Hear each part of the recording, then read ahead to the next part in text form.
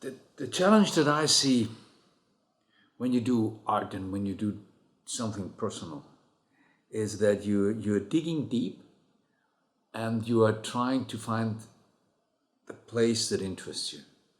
And to me, I have in my work several things that currently interest me.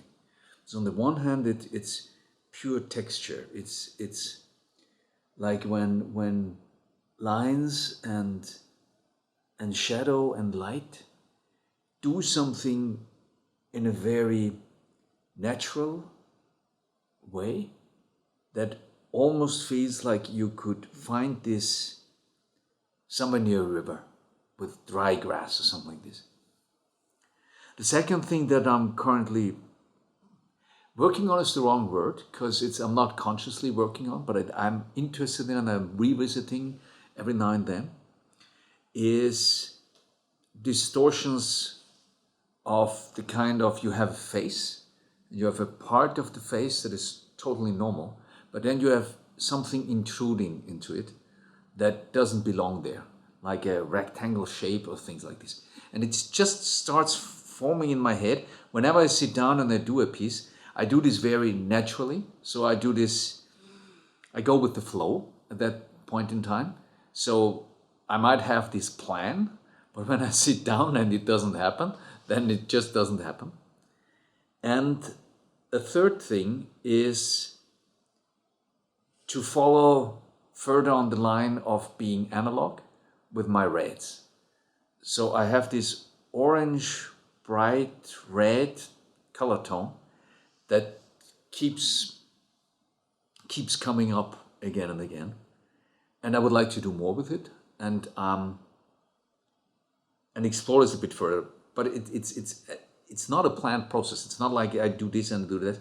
This is the interesting thing about art. There is no direct, at least not for me, there is no direct connection between A and B, because where I am and where I want to be, there is no direct path. You do it and you get there. It's not how it works.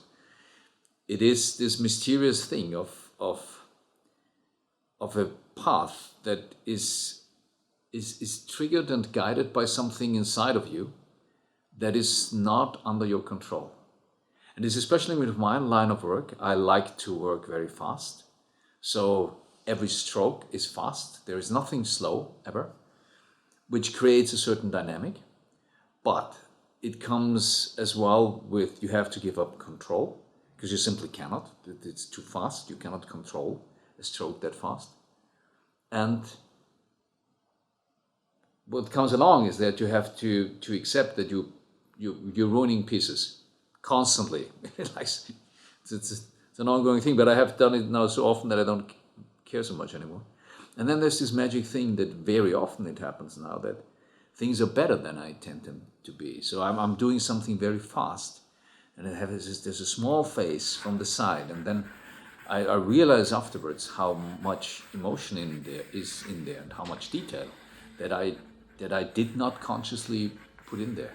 And it's this what sometimes artists refer to as this, it's you not doing it anymore.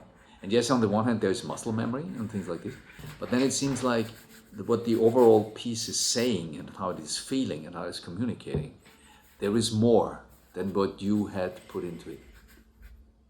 And that's quite humbling, to say the least.